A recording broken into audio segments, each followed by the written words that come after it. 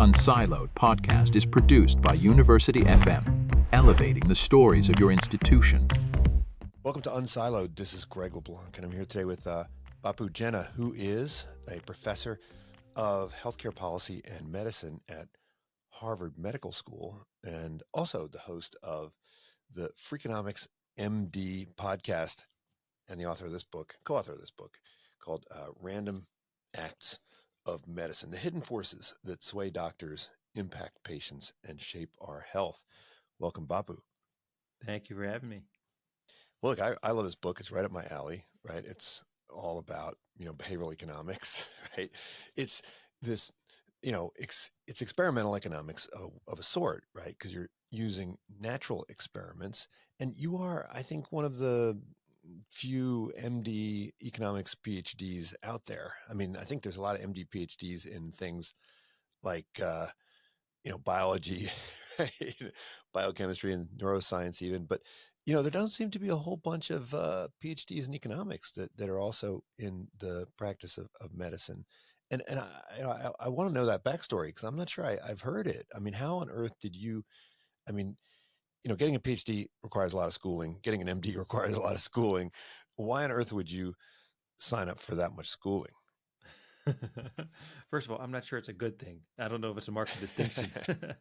It may be a series of bad decisions that only a few people were foolish enough to make. But my story is a little bit by chance, because, as you alluded to, most MD PhDs out there do something in the life sciences in some capacity. And that was my plan. When I was in college, I worked in a lab, a basic science lab, and I knew I wanted to go to medical school, but I also thought I might want to do research. And I was doing research in the basic sciences and applying to MD, PhD programs around the country. This would have been about around 1999, actually. And when I went to the University of Chicago for my interview, the director of the MD, PhD program, who himself was a physician scientist, but a basic scientist, noticed I had also studied economics in college, and I studied biology and economics, and I had only studied economics in college because I thought it might help round me out a little bit more. I didn't have any particular affinity for economics, but I did it. And so I'm at the University of Chicago. This is December of 1999. It's a rainy day, I remember. And he says to me, well, would you want to do your PhD in economics instead?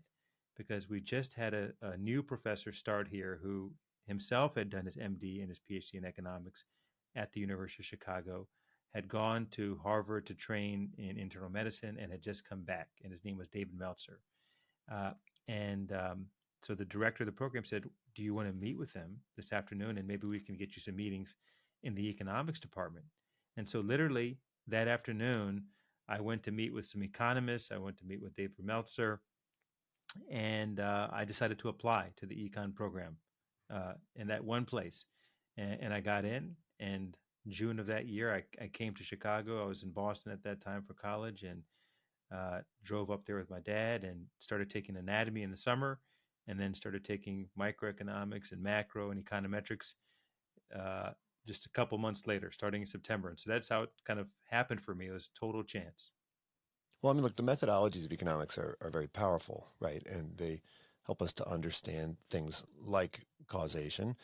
And it's kind of a wonder that the tools of economics have not really been applied to the medical profession in the same way that they've been applied to sort of other industrial processes, if we can call it that, right? So like if you're trying to understand the production of steel or of railroads and so forth, I mean, there's a lot of economic research that goes into that.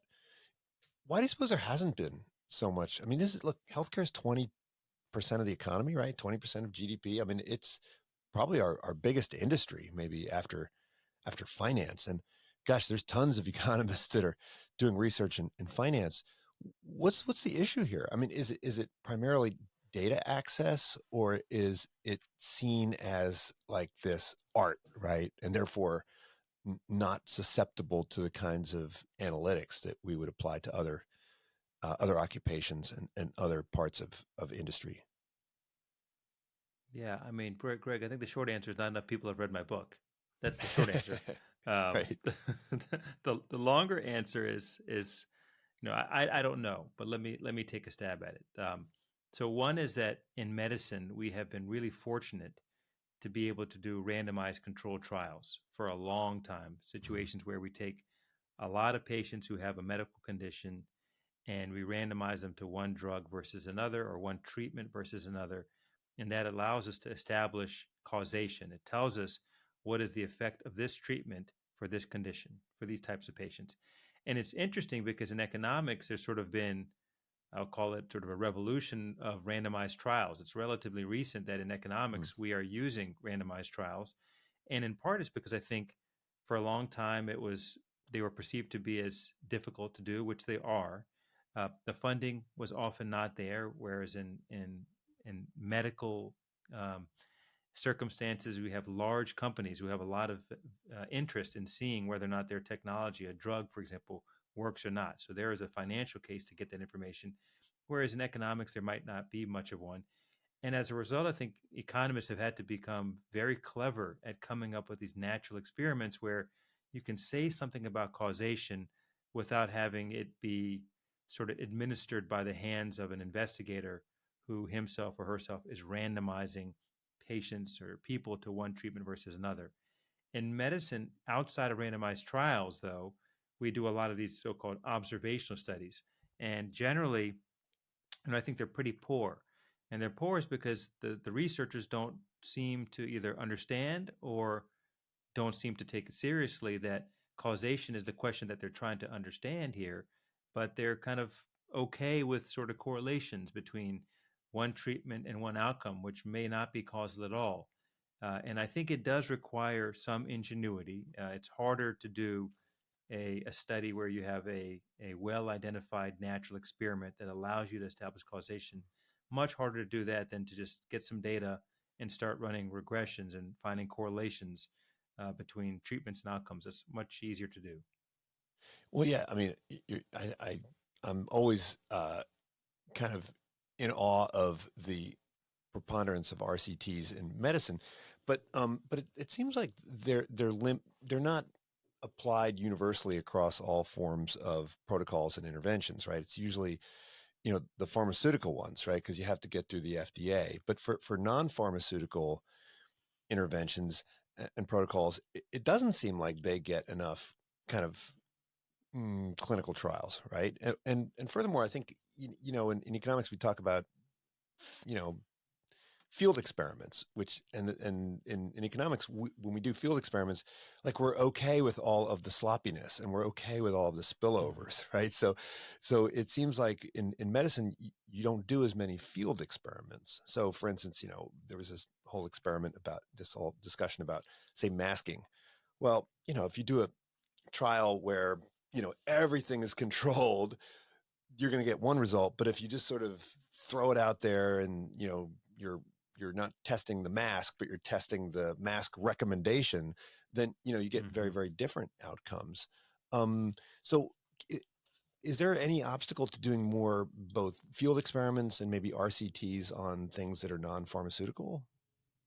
Yeah, I think this is a fundamental point. It's probably it's more important than I think most people would imagine what you're saying. So a couple of thoughts. So one is that if I think in economics, where do we see these sorts of experiments occurring? They're typically occurring in the field of development economics, and they're happening in relatively resource poor settings where you can do these large randomized trials at not a lot of cost. We don't see many RCTs happening in economics in the U.S. We do see some, but some of the most famous ones in recent years in economics were sort of piggybacked on RCTs that someone was doing already. So, for example, the Oregon health insurance experiment where people were randomized to Medicaid versus not. The state of Oregon was already going to do that. So it wasn't like this was an RCT that needed to be conducted and implemented in the same way as you might do so if you're trying to test whether one drug works versus another. So the costs are different, I think, to do things here versus in other places. And secondly, I think the incentives matter a lot. So why is it that we see randomized trials for even the smallest of drugs that treat, have incremental likely improvements? Well, the reason why is because there's a company that invested a lot of money to develop that drug. They want to figure out whether or not the drug works. And in fact, they would love to see the drug work. So they have to do that. And they will do that because it's required by the FDA for approval or for new indications. Um, that is not true for 80% of what we do in healthcare. So drugs are about 20% of healthcare spending, but everything else is like, Dr. A versus Dr. B, hospital A versus hospital B.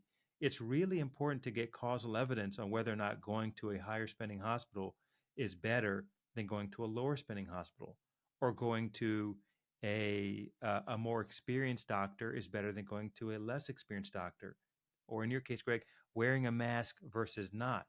Those are things where there's no private incentive to invest in that knowledge, and I think that's why we get so little of it.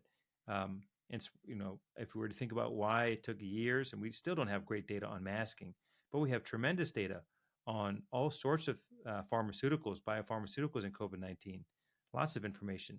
But we have like hardly any high quality randomized trials of things like masking, ventilation systems, all these things that matter to us, no RCT data or very limited RCT data. And I think it's because the incentive privately wasn't there. And if I were to go a step further, I'd say, well, why didn't the government step in? This is absolutely the role of the government, is to sort of correct these failures of the market to generate information that would be valuable to lots of people. So that's sort of, I think, a breakdown there. Yeah, well, you'd also think that at least within, medical schools, they would be supporting this kind of research, right, for their research academics. But you have leveraged natural experiments. So I want to talk about, why natural experiments are so powerful and so valuable. And I think part of it has to do with the availability of data, right? So, is the availability of data better now? Are you able to do natural experiments in a way that wasn't possible maybe a decade ago because of data availability? I mean, is data availability still a problem? My impression is that the data exists in all sorts of closed IT systems and silos, and it's kind of hard to get it all together to answer the kind of questions that you've been asking. So you're saying we need to get it unsiloed? Is that what you're saying? Yeah, well, I mean, it isn't. I mean, I read stories about how the British medical system, they have sort of all the data from all of the patients in the NHS, and so they can sort of ask questions that are more difficult to ask in the U.S. But some of the studies that you did, I mean, there were tens of thousands of data points. Has this data always been as available as it is now? Is it getting easier to do the kinds of research that you're doing? Yeah. So I think that the answer is yes and no. So data are there. I don't think in medicine the big issue with using or leveraging natural experiments to answer questions that we care about in medicine, I don't think that the limitation is the availability of data. We have plenty of data. It's just that way of thinking of causation and what's required to establish it. It does take more analytic work. You have to sort of have more clever ideas about what would be a natural experiment that exposes some people by chance to one treatment versus another. It's harder to do that kind of work. And I think people are less familiar with it. So I think the data is not the roadblock in the field of medicine now. But two things are true. One is it still is difficult to get some data. It costs money. It's available. I'm fortunate to be in a place where we have access to lots of data. Other people at other institutions may not have that access. So there is still, I think, a component of cost and barriers to acquiring data, but it does literally exist.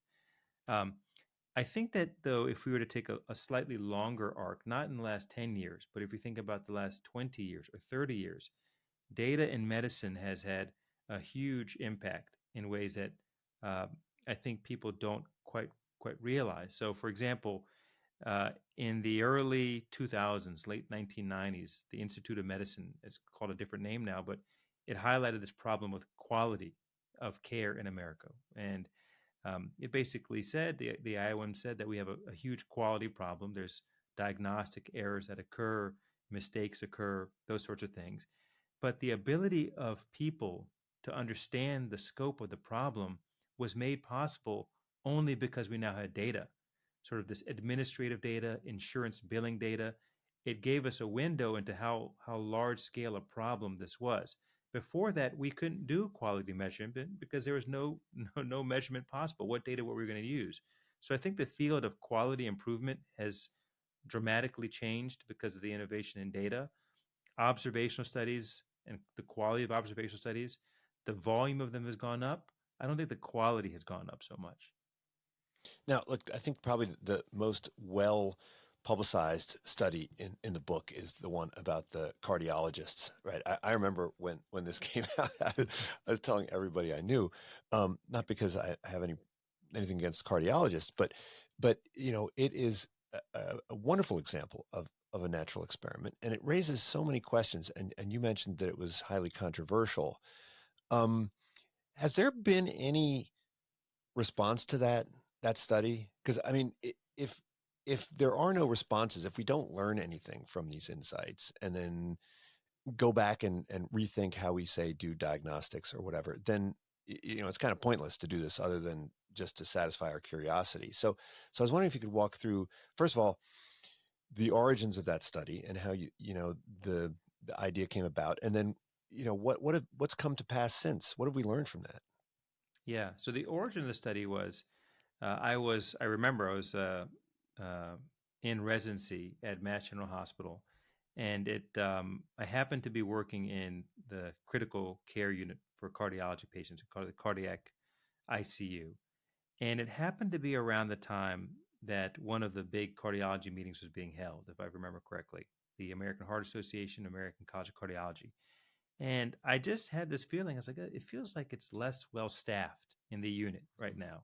And I don't know if it actually was. In fact, it probably was not. But I just had that feeling pop into my mind. And then I thought, well, in a hospital like Mass General, there's a lot of cardiologists. We might not be understaffed during the dates of these meetings. But in another place where cardiologists would leave town to attend these large medical conferences that are important for their careers, for them to learn, for them to present information, it might be the case that the staffing might fall, either the literal number or amount of staffing, but also the types of doctors. So the staffing itself, the number might remain the same, but the types of doctors who stay behind and the types of doctors who leave the hospital to go to the meetings might be different, and that might affect care. And what we found was kind of paradoxical. It's not what I expected to find. We actually found that outcomes improve for patients who, by chance, are hospitalized during the dates of these meetings. And that was a controversial aspect of it. It's like, how could it be possible that when cardiologists are away, or some cardiologists are away, that people did better? And so one thing that we showed was that rates of certain procedures fall during the dates of those meetings. And the take home for us is, well, you know what? Even though a procedure might on average be beneficial to people, during the dates of these meetings, what happens? Well, the doctors figure out, maybe this person here doesn't need this procedure, or I'm not sure that they need this procedure. And so what? They don't get the procedure because they're a little bit less staffed. And if the procedure was helpful for those kinds of patients who are at the margin, then we would think that outcomes would get worse. But in fact, if outcomes get better, it means that we were pulling back the procedure on people whose benefit was now in reality, as we demonstrate, outweighed by the clinical risks associated with the procedure. So it spoke to this idea that less could be more. And it's an idea that others have talked about, but we were able to show it, I think, in an elegant way. Now, there was a lot of controversy. Cardiologists, or some cardiologists at first, were sort of, thought the results weren't possible. And I can certainly understand why. And we did a lot to try to convince people that they were real. We even did another study with a different set of cardiology meetings focused on interventional cardiologists. These are the ones who only do procedures. And we found very similar results in a different context. And we could go a bit further to try to understand why this might be happening. But, you asked about what do you do about the study, or what was the impact of the study? Well, I did the study because I was curious.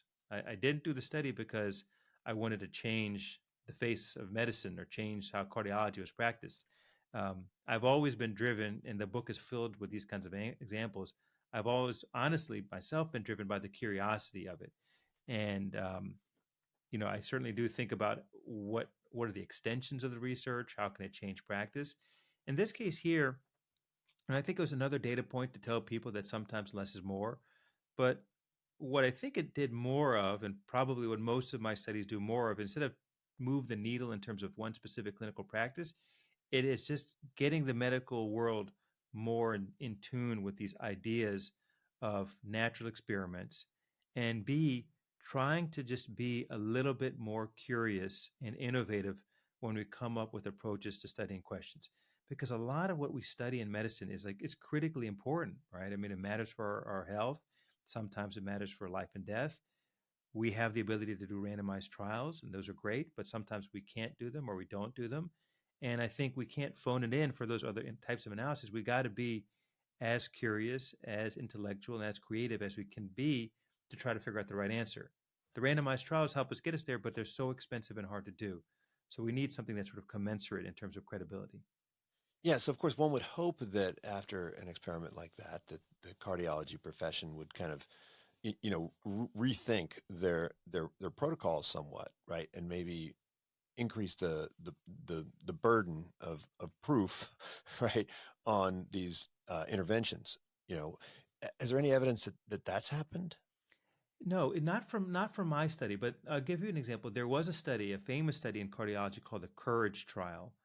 And the Courage trial took patients with a certain type of chest pain and it randomized them to receive stenting of the heart, which is an invasive procedure, versus medical management, meaning treating the conditions, the symptoms of the chest pain just medically. And I think what people expected to see was that the interventional arm, the procedural arm, would do better. But what the study found was that really medical management was just as good. And so that was an example of a randomized trial where it showed that less might be more. And that did have a huge impact on practice. And I think in medicine, what we see is that for something to change practice, it's unlikely to get there by an observational study. It usually is a randomized controlled trial that is required. And I think the problem is because in medicine we sort of thrown the baby out with the bathwater. We publish all of these observational studies, and yet at the same time, people don't really believe them and feel like they can act on them, and appreciably so because they shouldn't act on the observational studies that are done for the most part because they're not causal. But when there are studies that come out that have better study designs, and I can give you some examples of what that looks like in clinical medicine, they should change practice. But I think they don't because doctors still say, "Well, look, what's the randomized trial?" And they don't really kind of fully understand that what we're showing here is essentially trying to mimic a randomized trial. No, like in a lot of the judgment and decision making literature, when we look at what we might think of as biases in decision making, the consequences are usually pretty minimal, right? It's like, okay, maybe I put too much equity in my in my 401k or something like that, right? But these are oftentimes life or death decisions that are being made by physicians. And so I use some of the examples from Kahneman and Tversky in my class, and they of course did a couple experiments with doctors, but a lot of your research really is on diagnostics, and it seems like I'm always amazed at how much discretion individual doctors are given when it comes to diagnostics, right? I mean, we don't let pilots kind of decide, all that much Mm-hmm. about, the maintenance of the planes and so forth, and how much fuel they have. What we give a lot of discretion to doctors. Um, do Should we be thinking about maybe restricting their discretion to some degree? I mean, usually discretion is given when the decision maker has a lot of local knowledge, and that local Mm-hmm. knowledge is very difficult to kind of aggregate. But we're in a world where we have the capacity to aggregate a lot of this. Should we be thinking about maybe moving more towards you know an algorithm that would the doctors would just follow the algorithm, answer the questions, go through the decision tree, and then have discretion that's limited to the any kind of unique aspects of the case?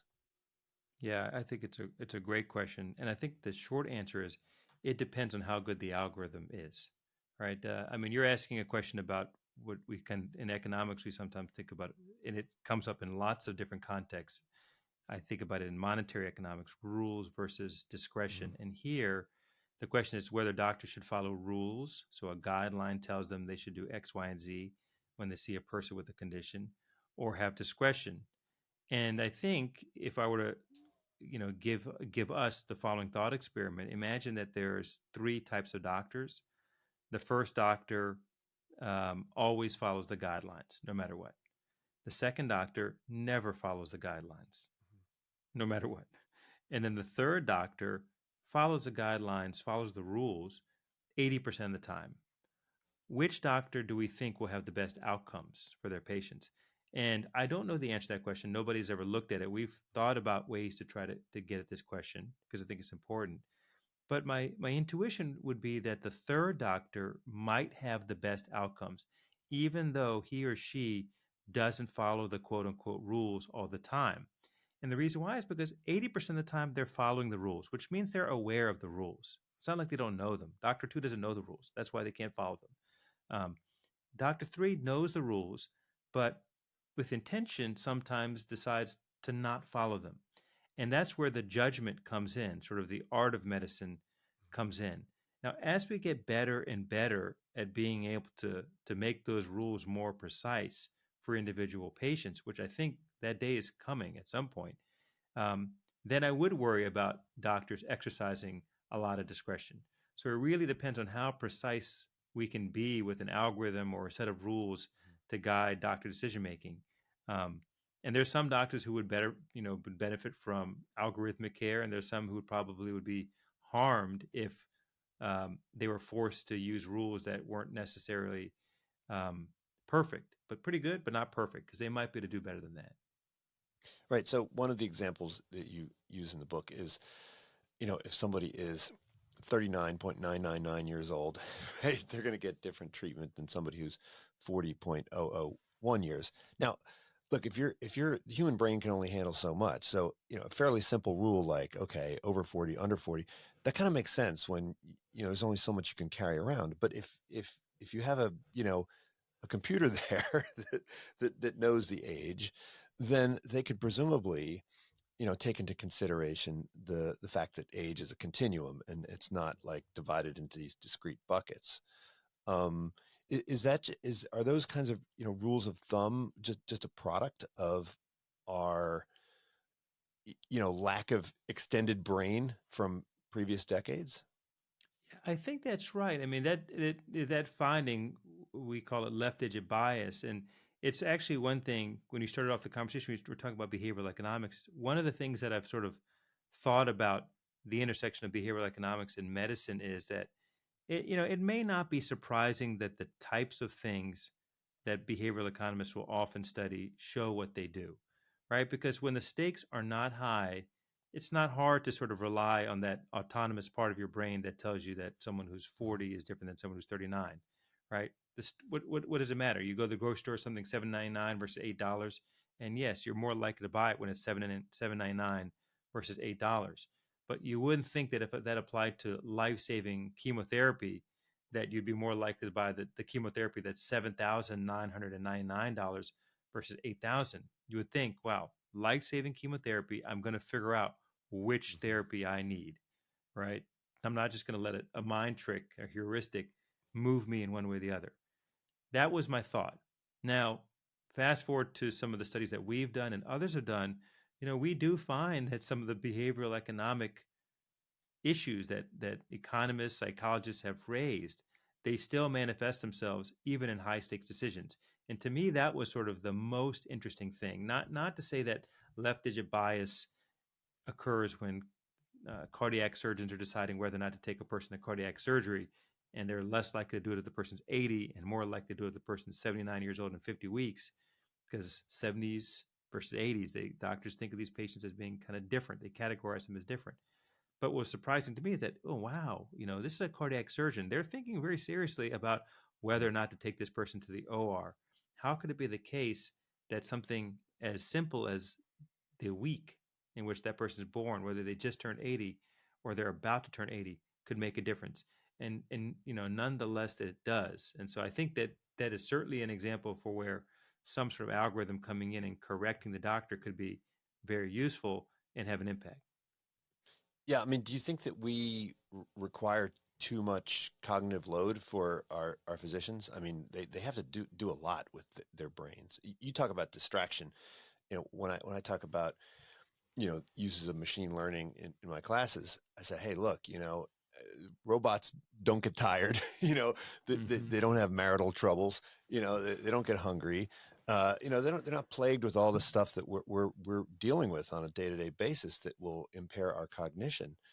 Do we demand too much from our doctors? And why do the doctors put up with it? I mean, is it like some kind of heroism, like, oh yeah, I or is it because they kind of enjoy the flow state of rapid decision making? Would they have any problem with kind of offloading some of this? And Yeah. I mean, I always think that Well, you mentioned sort it's of like the idea of like lane correction. Like, you still get to drive the car, but when you veer into the lane, it's like, yeah, maybe you might not want to like go into the ditch. Yeah. So I was just on service at MGH, and what you were describing as robots, I was like, wow, this MGH residents, they don't get tired, they don't get hungry, they just do it. No, um, it's really interesting. Um, when I was on service, I sort of could appreciate um, the complexity of patients. And when we make decisions in the day, I just think about it. You walk into the room and you've got, let's say, 10 people or 15 people that you're caring for with a team that day. There's large amounts of data to review for each person. And it's difficult for the human mind sometimes to sort through all that. It's easy to miss things, right? And it's easy to not realize what's the big thing that you need to be looking for versus the small thing. And you get that with experience. I think with experience, you do better there. But it's certainly the case that even with experienced doctors, they still miss things. And I think that's where computers can be really helpful. They can sort of in the background, as they see the data that is generated on a daily basis for a person, seeing what the past medical history of that person is, seeing the trajectory of all of those things, like how are the labs looking over time? What is the imaging looking like over time? What are the nurses' notes saying about delirium or agitation? Are there more mentions of that as we're going on? A computer could see all that information and put it together in a way that a human being might not be able to. And at a very minimum, I think it could offer us some good insights, can help us consider things that we weren't considering. So I think there's a lot of promise for that sort of thing. Um, but you're right, the decision making is often complex, especially around the diagnosis. It's hard to sometimes make certain diagnoses. Um, and that's where I think we can really, really improve is this area of sort of getting the right diagnosis. So, you also talk about alarm fatigue, and I guess the idea would be if you knew with the frequency with which certain mistakes were made, then you could maybe pay extra attention in those moments. In the book, your co-author describes a situation where you mixed up two very similar patients, right? And I've heard stories about, um, people prescribing the wrong drugs because they began with the same letter, right? And so when Hmm. they're just going through the machine, and so if they sound very similar and that they make them a lot of mistakes, then that might be an instance where the machine might say, "Are you sure?" Right? Maybe they don't say it every time, but they say it only in those specific circumstances where the historical data has said, "Hey, these two things get frequently mixed up." Yes, absolutely. I mean, that's the thing that a machine could, I think, is a very easy use case. In fact, if you look at how machine learning is being applied in medicine right now, where it's really being applied is honestly is in billing and trying to optimize billing Mhm. for hospitals. That's like the biggest use case right now. But the other place that I've seen it being applied is in areas like this, where you can very clearly use a computer and an algorithm, machine learning, to say, all right, this drug was probably not intended for this person. The machine could look and see, all right, okay, here's the reason that a person would be on this drug. This person does not have any of those reasons. Moreover, another patient on Dr. Jenna's list does have all the conditions for which this drug would be used. Suggest now to Dr. Jenna that perhaps you made a mistake in prescribing this medication to patient A. It should have been, or it was intended probably, for patient B. So I think an algorithm could absolutely uh, do that. But it could do much more. It could say, you're prescribing this medication here. It has a potential to interact with this other drug that the person's on. Okay, that's not that hard. I mean, we have pharmacists who do that and computers that do that. But what if it went a step further? What if it said, Dr. Jenna, your patient has a rising white blood cell count. They're not yet developing a fever, and they don't yet have symptoms of pneumonia, but the nurse's notes say that the patient has been coughing a little bit more in the last couple of days.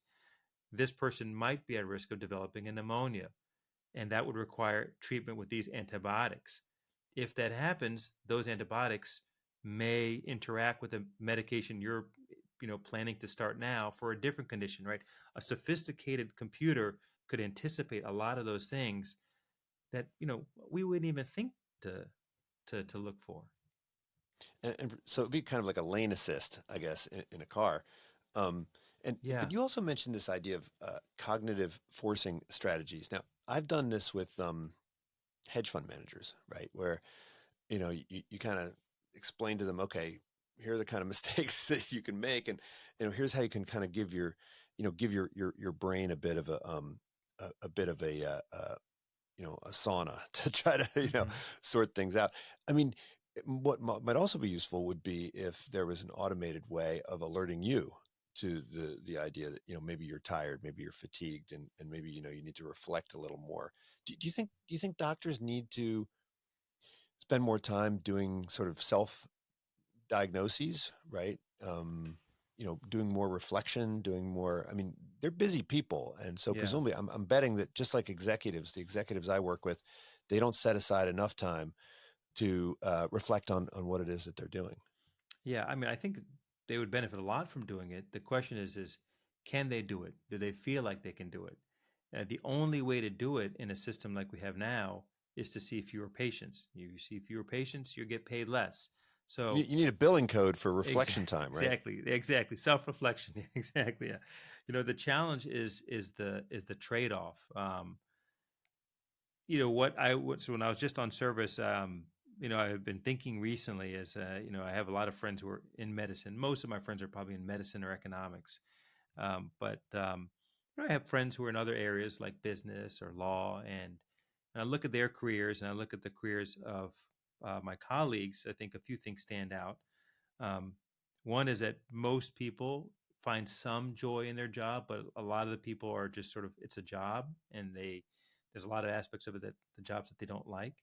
Um, but the other thing is that the jobs are different in an important way. So the the sort of the feeling that a doctor can get from diagnosing a condition and changing the course of someone's life, um, it's really hard to get that feeling in any other occupation. There are some that you can get that, but that's just such a personal feeling that it's really hard to get that. Like I interact with a lot of lawyers, business people, and I think they like what they do. They're excited about it. There's a grit and a challenge with what they're doing, um, but it's not the same as walking into a room and seeing someone teary and comforting them. Right, that feeling that you get is hard to replicate.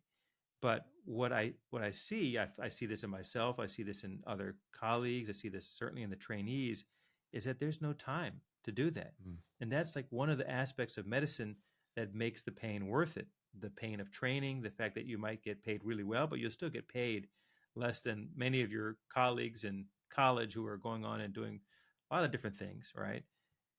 We need to tap into that component of medicine, I think, a bit more than we do, and that takes time. So, Mhm. when I was on service this last time, I was telling the team, I was like, look, every time you go in that room, you find out something about this person that you didn't know before. That might mean that you spend a little bit less time looking at the computer later, but connect with that person. They will feel better because they have about 10 minutes a day with you. That visit that you give them is what they're looking forward to in the hospital, even though it doesn't look like that on their face when you walk in the room. That's what they're looking for. And, learn something about them, share something about you with them. They'll feel better and you'll feel better, and you'll look forward to the next such encounter, as opposed to saying, "Oh, is the potassium low? Do I need to replete it? Oh, why isn't this cardiologist calling me back. Let me call them again. All the sort of like the to-dos of medicine can get draining. So I think we need to tap into the core of it. Well, you have a whole chapter on, what constitutes being a good doctor, and it seems like we don't have any kind of real objective metric like performance metric. You know, Obviously you have productivity metrics. How many surgeries have you done? I guess we have some kind of error metrics, right? How many malpractice suits have you experienced? But in terms of, bedside manner, I mean, subjective patient evaluations, is there any evidence that positive patient subjective evaluations correlate with the quality of care in terms of diagnostic accuracy and medical mistakes, or are these completely orthogonal? Are there Yeah. wonderful Marcus Welby folks who I remember I had a skiing I twisted my knee skiing, and I went to this doctor when I was in college, and he was like the most nicest old gentleman, super warm and friendly, and he diagnosed me with an ACL. And then I went to this younger guy who was in a hurry, and he was like, no, that's not an ACL. You're fine. Get out of here. And so the second guy Yeah. was And then right, what was the but answer? it Yeah. was it was a sprained patellar tendon. And Hmm. the, but the older guy was, I would have given him a positive feedback because he was so nice. Hmm. Is there any kind of relationship there? Do we need to combine those? How do we come up with a way of evaluating, the quality of our medical professionals? Really hard. I mean, studying quality at the individual doctor level is very difficult because that is a data problem. We spoke about data issues. It's hard to get sufficient amounts of data on all the domains that you might care about for individual doctors. And so that's why we see very little doctor level analysis. I've done a fair amount of sort of doctor or physician level analysis, and it's doable, but it's hard.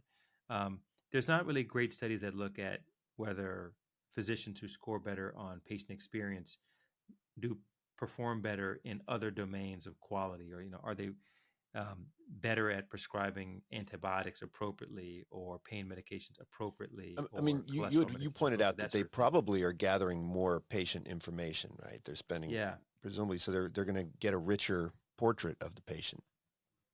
And they might excel in ways that we don't think about. So a doctor who has a good bedside manner, um, imagine that they make more diagnostic errors. So that would be I don't know if that's true, but suppose that were the case. That would be a ding to quality. They have good bedside manner. They make their patients feel good. That's a positive thing for quality, thinking about patient experience. But the other domain is something that is sort of further out, which is when you make a recommendation to somebody, they need to follow that up. And you're not there as a patient is in the hospital to give them the medication. They've got to decide to drive to the CVS themselves, fill the prescription, take the prescription every day, do all the other things that you recommend. And I wouldn't be surprised if we see people do more of that stuff when they have a better relationship with their doctor, when they trust the doctor, when they think, all right, he or she, they really are interested in me, and they wouldn't be telling me to do this if they didn't think that it was going to be helpful to me. And they answer all my questions, they spend the time to do it. Those sorts of attributes of a doctor, I wouldn't be surprised if you saw that correlates with improved sort of adherence to medical recommendations once someone leaves the outpatient office. Well, you cite evidence that when there is sort of, at least with certain ethnic groups, right, if there's a positive relationship there, then it results in greater compliance, right? Which is huge. Yeah, Um, which speaks to the trust component. Yeah, I think trust is an issue in medicine that we don't give enough thrift to. And the other thing I say, Greg, is time. So everything depends on time. So you cannot make a patient feel good if you don't spend the time. You cannot assess what's going on with the patient, why they have the conditions that they or the symptoms they have, make that right diagnosis without time. You can't convince a person to do something that they would otherwise be afraid to do without time. And our system, what it does is it puts such a priority on making things as efficient and quick as possible that you don't have time to do this, right? And like, we're going through and seeing patients. You can see them maybe for 10 minutes, like a typical PCP has maybe 10 or 15 minutes tops with a person. And what we should probably be doing is trying to figure out ways where the things that don't require doctor attention, we don't bring to the level of the doctor, but the things that do, we make sure that the doctor and the patient have adequate time, as much time as they need to sort of figure out what's going on, plot a course, and make sure that the person understands why that course has been chosen and what they can do to make themselves better. That all requires time. And that's sort of like, we in healthcare policy, we talk about incentives, we talk about access to care, we talk about the price of drugs, we talk about how much doctors get paid and all this stuff. It's all important. But I think the most important thing is probably time. That's like the most important input that we don't spend attention on. Now, we got away from some of your experimental results. One of the results that I found fascinating was this idea that, experienced doctors or older doctors, may or may not be better depending on what it is that they do. And, this was very surprising. I think maybe people have different priors. Some people might have priors that the experience is going to make you better, right? And it doesn't always make you better. Yeah, that's right. I mean, I think when I walk into a room, what kind of doctor I would want to see, I don't think I'd want to see someone who's fresh out of residency. That would have been my instinct. So, but I'd want to see someone who's been in practice for some time, has gotten some experience, but isn't so old that they might be out of touch. That would have been what my instinct would have been. But when we look at the data, we don't see that actually. When you look at people who are hospitalized and we look at the age of the doctor who treats them in the hospital, that's pretty random because the way that hospitalized patients get assigned doctors, it's just when they came into the hospital and which doctors happen to be there at that time. And so it is kind of random who you happen to get. And what we find is that the outcomes of patients are the very best when their doctor is fresh out of residency training, fresh out of training. That's when the outcomes are best. And then over time, as the doctor gets older, more experienced, further away from residency training, the outcomes of their patients get worse. And the outcome we're talking about here is mortality. The 30-day mortality of someone who's hospitalized is lowest when their doctor who's treating them is just fresh out of residency. And I think that's kind of consistent with your example of the young doc that you saw who's sort of in a hurry. I think it's because when you're in residency, all you do is clinical medicine day in, day out, 80 plus hours a week. You're just seeing patients. You learn a ton. You learn about the current medical landscape. What are the treatments available? What are the diagnostics that are now available? Someone who's been in practice for 5 years or 10 years, they're just further removed from that. They haven't worked 80 hours a week probably for a long time. They may not be familiar or may not have been recently taught what the new medical evidence is about a particular condition. And so it's interesting that that is not what I've expected to see, and nonetheless you do see it. No, so it's probably due to recent exposure to latest methodologies. I mean, could it simply also be due to the, I don't know, mental athleticism, right? Or, the capacity to pay attention. I mean, because if it's about exposure to recent stuff, then we could probably remedy that with continuing education to some degree, right? Or at least have the young, I know they're starting to do this in some fields, have the older doctors come to the younger doctors for advice, as humbling as that might be, right? Mm-hmm, but if it's about sort of just mental athleticism, then there's not much we can do about that. Yeah, good point. I mean, my instinct is that it's, when we look at the extremes, it's probably a little bit of both. Like if you have a doctor who's in their 80s versus doctors who's in their 30s, there is that cognitive component, which it plays a role. But, we see that this decline in mortality, or rather this increase in mortality, it happens year by year. So we're not comparing doctors who are 30 versus 60.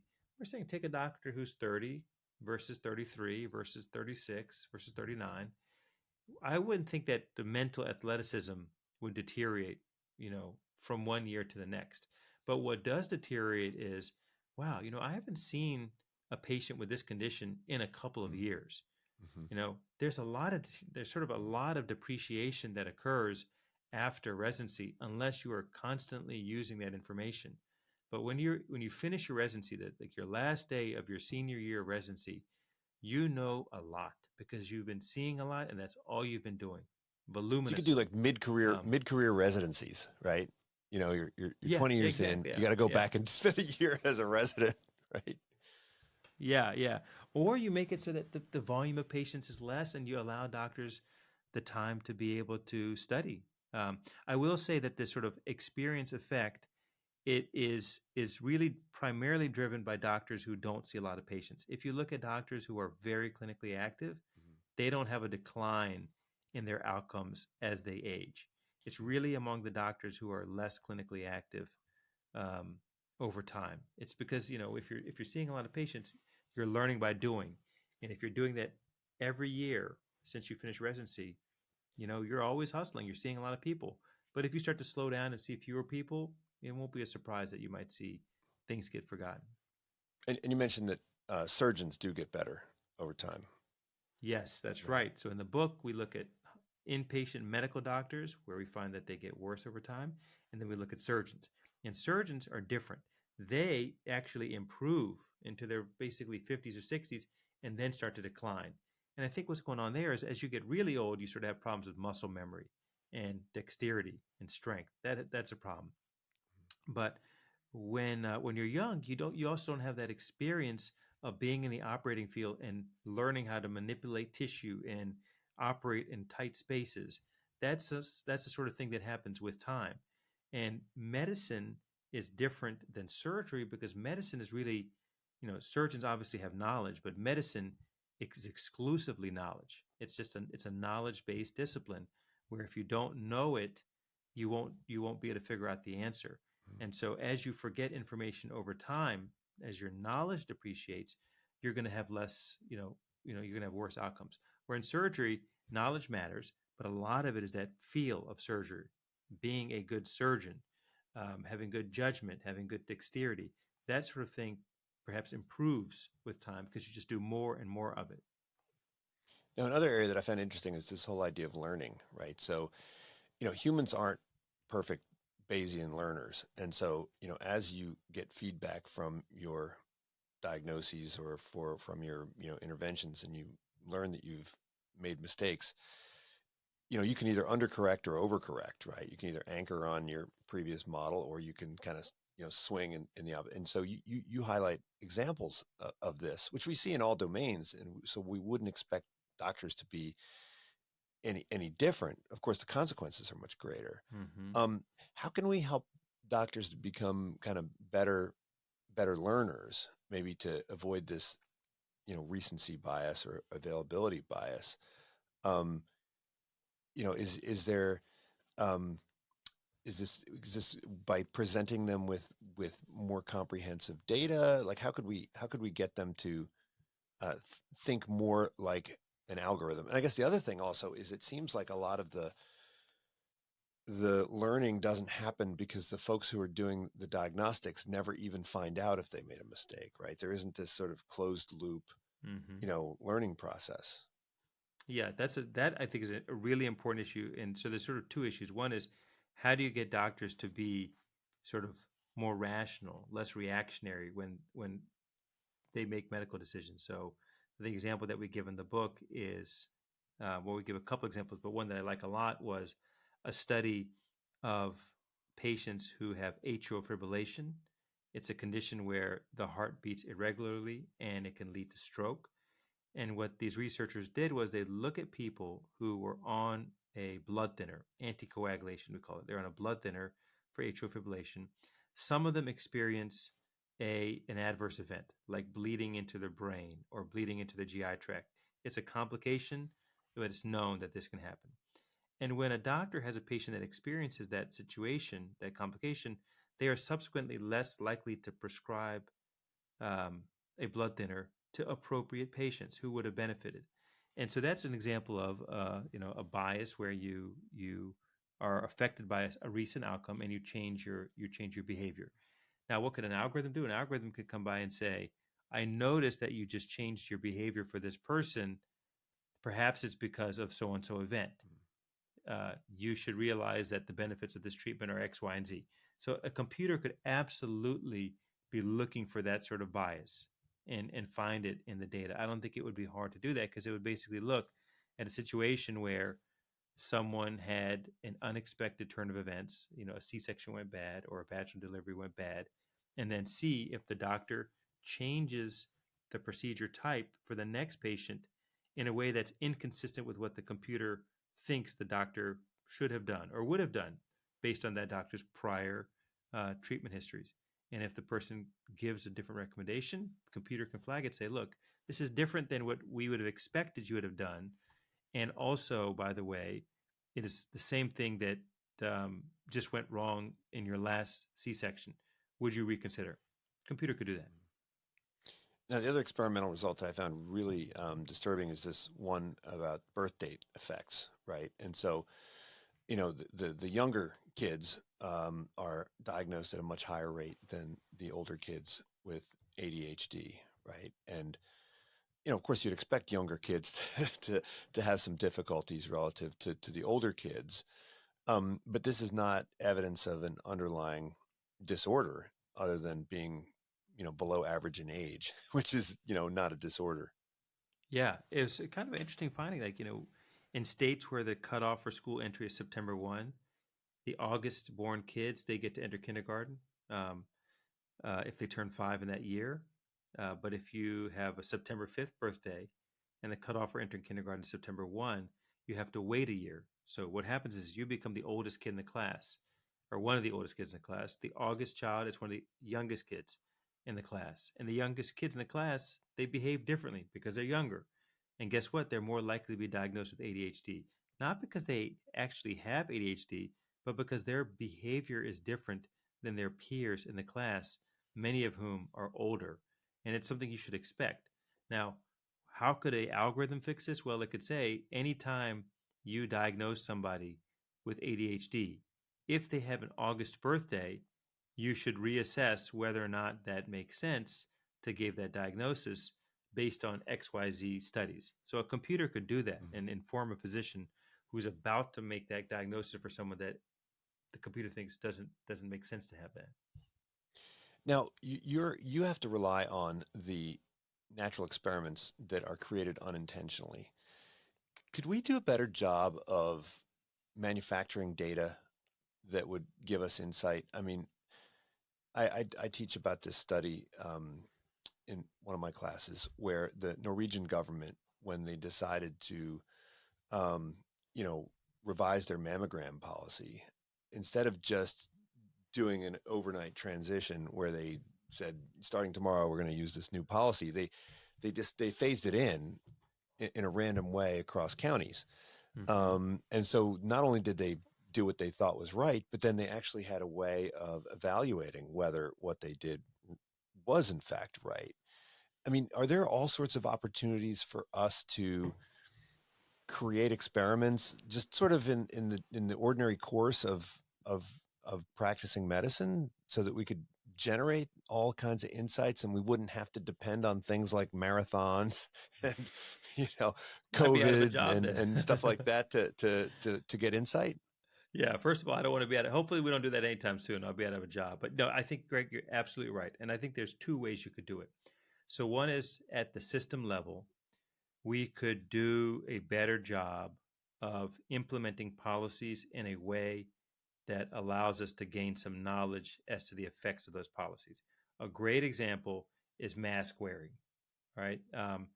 Some months ago, probably more than a year ago, a lot of hospitals, people had to wear masks in the hospitals, more so or much later than what we were seeing out in the community at a restaurant or a store or whatever. Hospitals were the last to go. Now, what they could have done is said, all right, we know we're going to stop the masks, but let's do it in a staggered way across the different units of the hospital. And let's swab all of our nurses, our technicians, our doctors in the weeks before, swab them once a week, and swab them in the weeks after. And look and see whether or not the doctors are less likely to get COVID-19. Something like that. They could have done that. And they didn't do that. I'm not aware of anybody actually doing that. And I think, again, the reason why is because they didn't really have an incentive to solve that problem not because they didn't care, but because, like, what's the financial benefit to the hospital of getting that information? So that's what I would describe as a very clear example, and there's many others, of how, if you know you're going to implement a policy, try to do so in a way that can allow you to measure outcomes and measure the impact. The other thing which I've been more interested in recently, though, is what I would think of as more sort of N of one trials. And I'll give you the example that comes to mind is a gentleman from the UK. He's a doctor in the National Health Service. Emailed me some time ago and was interested in doing research. And I said to him, "Look, I don't have any great research opportunities right now, but it sounds a lot like you're just interested. You kind of have this bug to do something different and to study quirky questions." And I said, "Let me propose to you the following. Um, you're going to see probably 20 patients every morning for the next week," because he had a busy outpatient clinical practice. I said, "For every other patient, after you do the exam and you give them the plan, walk out with them to the receptionist desk and help them make the next appointment. And just do that for every other patient, because normally what would happen is the doctor would do all the stuff, make some treatment recommendations, say, 'I'll see you in 6 weeks,' and the doctor would turn to their computer and start documenting the visit, and the patient would walk out the door and would make the next appointment. Maybe they would make the next appointment. Who knows?" But I said to him, like, "Look, it's a very small gesture. It may actually literally physically get the person to the receptionist to make that next follow-up appointment, which we know often does not occur, that it's no follow-up appointment that's made. And also, it sort of changes the nature of the dynamic. It's what you see in a hotel, right? In a hotel, someone um, who checks you into the hotel might walk you, they might come behind the front desk and walk you to the elevator. And when they do that, you feel differently, right? And here's a situation where it's like, look, just try it out. You probably won't find anything, but why not try it and see what happens? And that's a sort of N of one experimenting that I think we could do a lot more of. It's not a systematic study, but it gives you ideas. And if you see something happening there, maybe you study it more formally, or if you see something happening, you do more of it. And you don't need a randomized trial to tell you that it's working or not. You can sort of do it on your own. Well, I mean, should large scale health care providers think about having a chief experiment officer, right? So a lot of tech companies have this, so that if anybody in the organization has an idea, there's somebody they can take it to, or anytime they're going to do something, they run it by the chief experiment officer to make sure that it conforms to the to proper research protocols. I mean, and a lot of these companies like Amazon and Yahoo and eBay, I mean, they hire my economics colleagues to Yeah. work one day a week with them to help them design experiments. I mean, we've got some large healthcare providers. I mean, should they have like a in-house experiment expert? Good question. So I would say the following. I don't know if they should have one, but what they should do is experiment with having one. Get one, Yeah, see how it works, see if they right. feel like they get any new insights, and then, keep them or not. I think the challenging thing, the reason that Yahoo and Google are different than hospitals is that, when Google is doing it, they have a very specific objective that they're trying to maximize, probably profits, and they have ways to assess whether or not the different things that they try in a randomized way, it works. In a hospital, if you do something that improves quality of care, is it going to make the hospital more money? If it doesn't, they may not be incentivized to do it, which is a bad thing, right? It's not a good thing, but it's sort of a reality of what might drive many hospital systems. So I absolutely think that there's a role for someone whose job is to say, let's just come up with ways to use this really interesting data that we have um, to kind of create new insights, find out new ways to treat conditions, and that's their job. So I think that there could be a great role for someone like that. Lots of healthcare organizations. Well, last question, and this has to do with kind of medical education. I teach primarily in a business school, and we have classes on data for decision making, and economics for decision making, and finance for decision making, and behavior for decision making. It seems like medical schools, they don't have that, and so in business schools, you're presumably going to have some expertise. Like if you're making, I don't know, Tupperware, well, you got to know something about Tupperware, but then you have this whole framework of decision making that sits on top of it, and that's what we teach. It seems like in the medical school, you're teaching primarily about the Tupperware. Yes, yes. Should there be a layer of kind of decision making that's incorporated into the and maybe a bit of economics that's incorporated into the medical education? Absolutely. And the way I would frame it is sort of two things. When, I don't know if doctors need to know more economics. I think we need to do medicine better, because we have huge amounts of quality problems. We're not nearly optimized in terms of quality. And so I would say let's focus our attention there. But I think two paths to get there that are currently sort of underemphasized in medical education are what I might think of as clinical problem solving. Sort of, you see someone who has a condition, set of symptoms. How do you get to the right diagnosis? And right now, what we emphasize is pattern recognition, understanding of physiology. Those things are great if you had a unlimited amount of time and an unlimited memory. But what you really want to train doctors to do is to be able to create differential diagnoses, like clinically problem solve, and understand that when things aren't sort of lining up the way they should, to know that they need to search further to figure out the answer. That aspect of problem solving, I think economists do very well, because the work is sort of different in that respect. In medicine, I think we rely too much on pattern recognition to sort of help us understand answers to questions, and there's like a reasoning that is sometimes not taught. And the other component, Greg, is sort of teaching doctors how to interpret evidence, like what we see in the literature.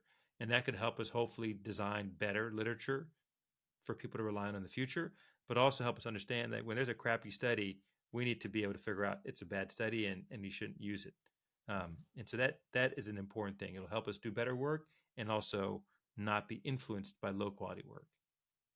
Well, Bapu, thank you so much. You only touched on COVID towards the end of the book. I think that we're probably going to see a whole tsunami of interesting research that's going to be coming out of all the data that was generated during the pandemic. And I look forward to that. And I look forward to your next book. Please, everybody, check out Freakonomics MD podcast and this book, Random Acts of Medicine. We'll talk soon. Thank you, Greg. Unsiloed podcast is produced by University FM, elevating the stories of your institution.